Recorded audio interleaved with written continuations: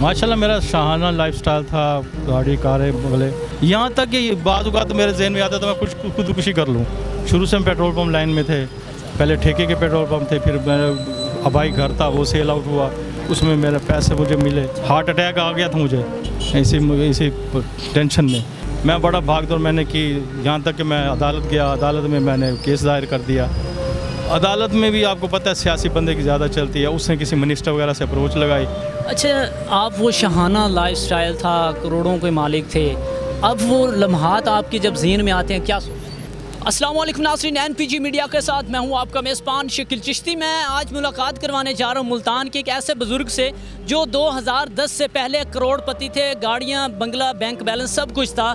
आज ये रोड पर मोटरसाइकिल पे हैंड फ्रीयाँ सेल कर रहे हैं। आइए जानते हैं कि इनका वक्त कैसे बदला, एक करोड़पति होने के बावजूद ये किस तरह से इस हालात में आए हैं। गुफ्तगू करते हैं और जानते हैं। अस्सलाम वालेकुम अस्सलाम। जी अंकल जी, कैसे हैं? अल्लाह का एहसान शुक्र। क्या नाम है आपका? अब्दुल हमीद मेरा नाम है। अब्दुल हमीद साहब, बताइएगा कि आप किस तरह से पहले लाइफ गुजारते थे, क्या लाइफ थी और चेंज कैसे हो जाता? माशाल्लाह मेरा शाहाना लाइफस्टाइल था, गाड़ी कारें बगले, मेरा पेट्रोल पंप था, मैंने पेट्रोल पंप इंस्टॉल किया नया।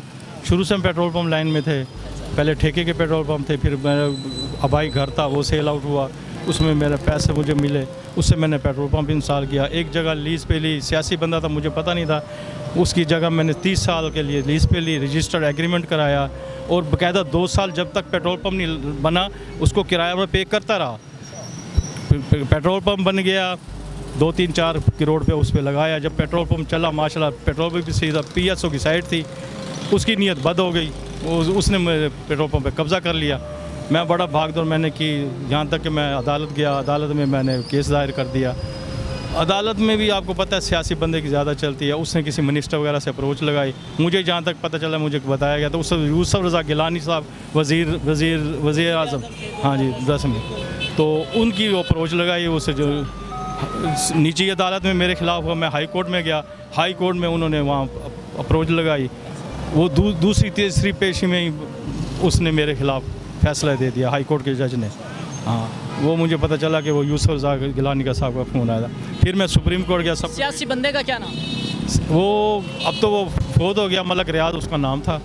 हाँ, तो ये बताइएगा कि 2010 में ये आपके साथ ये फ्रॉड हुआ, उससे पहले आप किस तरह से लाइफ गुजारते थे, कितनी अर्निंग थी मंथ? माशाल्लाह मेरे 2 लाख से ऊपर मेरी मदद थी। मैं इनकम टैक्स पेड था, हाँ, मेरा नेशनल टैक्स नंबर था, तो माशाल्लाह बड़ी अच्छी ज़िंदगी गुजर रही थी। लेकिन फिर अब भी अल्लाह का शुक्र है, जो भी है मैं इस हालात में भी खुश हूँ। ये हैंड फ्रीज आप कब से सेल कर? ये 2-3 साल हो गया मैं यही, फिर हार्ट अटैक आ गया था मुझे इसी टेंशन में, मरता बचा, फिर घर बैठा रहा, फिर घर में तरह तरह की सोच ज़ाहिर बंदा के जहन में तरह। बच्चे कितने हैं आप? मेरे 3 बेटे हैं, 1 बेटी है, सब ब्याहे हुए हैं। तो बच्चे आपके साथ नहीं हैं, हेल्प आउट नहीं, मैं उनसे खुद ही हेल्प नहीं ले रहा, वो भी हैंड टू माउथ है।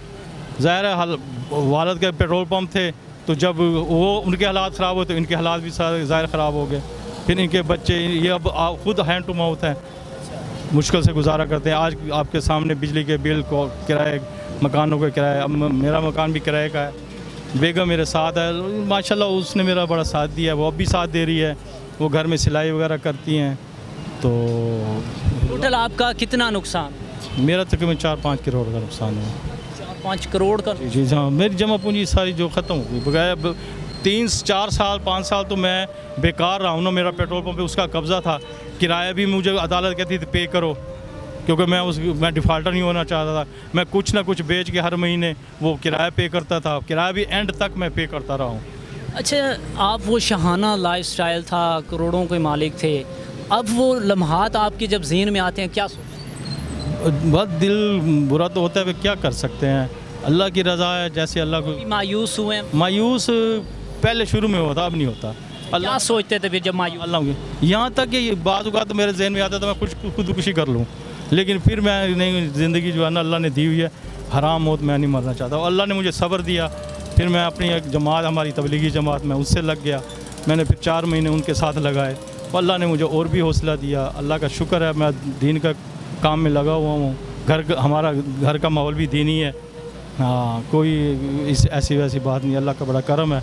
शायद आपने सोचा था कि ये वक्त बदल जाएगा या इस तरह के लम्हात? कोई भी नहीं सोचता, आने वाले वक्त का किसी को नहीं पता होता, लेकिन क्या कहना चाहेंगे आजकल के निज़ाम के बारे में, ये जो वक्त तब्दील हुआ इसके बारे में? ये निज़ाम तो यार आपको मैंने बता दिया कि इंसाफ नहीं मिलता, गरीब को इंसाफ नहीं मिलता। सियासी बंदा हो, अप्रोच वाला हो, उसके हाथ में है कानून, जो भी है उसको वो अदालतों में चले जाए, थाने चला जाए, जहाँ भी चले जाए, उसको परोटों को मिलता है, हम जैसे को नहीं मिलता। अच्छा, आपके रिश्तेदार भाई वगैरह वो क्या काम करते हैं और वो आपकी हेल्प नहीं करते? माशाल्लाह मेरे भाई वगैरह वो भी करोड़पति हैं। मेरे सगे भतीजे के जो है ना पेट्रोल पंप हैं, टैंक लारी हैं, तो मैंने उनसे खुद मांगी नहीं कुछ हेल्प। हाँ, वो नहीं कोशिश करते कि आपको घर में बिठाएं, मंथली जो आप यहाँ से कमाते हैं मंथली आपको वो दे? उन्होंने कहा था 1-2 दफ़ा, लेकिन मैंने इनकार कर दिया, सीधी सी बात है। मैं किसी का जो है ना मोहताज नहीं होना चाहता। अल्लाह मुझे अपना मोहताज रखे, अल्लाह मुझे दे रहा है, अल्लाह का शुक्र है।